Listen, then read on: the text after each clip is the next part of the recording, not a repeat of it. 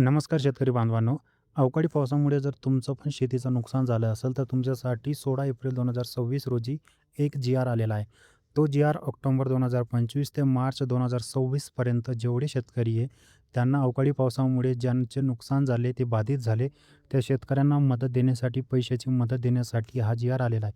तर या जी-आरमध्ये काय माहिती दिलेली आहे, तो आपण पूर्ण स्टेप बाय स्टेप सगळं वाचूया.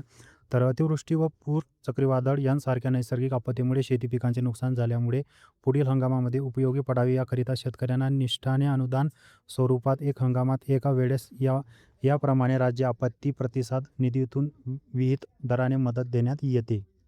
तर याच्यामध्ये जे शेतकऱ्यांचं नुकसान झालं, त्यांच्यासाठी हा शासन निर्णय आहे, ज्याच्यामध्ये तुम्ही स्टेप बाय स्टेप सगळी माहिती वाचू शकता व्हिडिओ पॉज करून. ठीक आहे. खरीप 2025 ते 26 मध्ये ज्यांचे नुकसान झाले त्यांनाच या योजनेचा लाभ मिळणार आहे. तर शासन निर्णयामध्ये तुम्ही वाचू शकता म्हणजे ऑक्टोबर 2025 ते नोव्हेंबर 2025 आणि जानेवारी 2026 ते मार्च 2026 या कालावधीत जो अवकाळी पाऊस झाला, त्याच्यामध्ये ज्या शेतकऱ्यांचे नुकसान झाले, त्यांनाच या योजनेचा लाभ भेटणार आहे. त्यांच्यासाठी किती पैसे या निधीमध्ये आलेले आहेत, तर 53,53,73,07,000 याच्यामध्ये आलेले आहे. ठीक आहे. तर तुम्ही इथं अक्षरीमध्ये पण वाचू शकता आणि पुढे तुमच्यासाठी इथं संख्यामध्ये पण दिलेलं आहे. ठीक आहे मित्रांनो. तर 53,73,07,000 याच्यासाठी निधी वितरित करण्यासाठी जी मंजुरी देण्यात आलेली आहे मित्रांनो. ठीक आहे. तर या जे शेतकरी हे कोण-कोण याच्यामध्ये लाभार्थी असणार आहे, या कोणाला लाभ भेटणार आहे त्याची माहिती आपण आता खाली पाहूया. तुम्ही हा जी-आर पूर्ण वाचू शकता. तर थोडं आपण खाली गेल्यानंतर आपल्याला 7व्या पेजवरती इथं पाहायला मिळेल, की शासन निर्णयामध्ये इथं नागपूर विभागमध्ये गोंदिया आणि वर्धा जिल्हा आहे. ठीक आहे.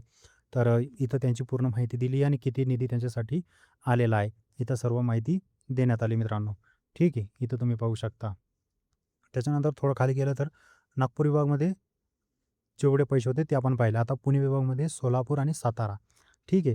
त्याच्यामध्ये केवढे पैसे आहेत ते तुम्ही इथं पाहू शकता.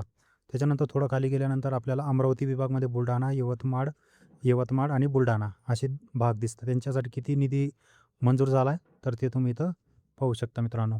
छत्रपती संभाजीनगरमध्ये नांदेड आणि लातूर आहे, तर त्यांनासुद्धा किती पैसे ते पण तुम्ही पाहू शकता. तर एकूण नागपूर विभाग, पुणे विभाग, अमरावती विभाग आणि छत्रपती संभाजीनगर विभाग यांच्यासाठी जेवढा पण निधी आहे तो इथं तुम्ही पाहू शकता. ठीक आहे. तर आजचा या अपडेट जी-आर आलेला होता ती अपडेट तुम्हाला द्यायची होती.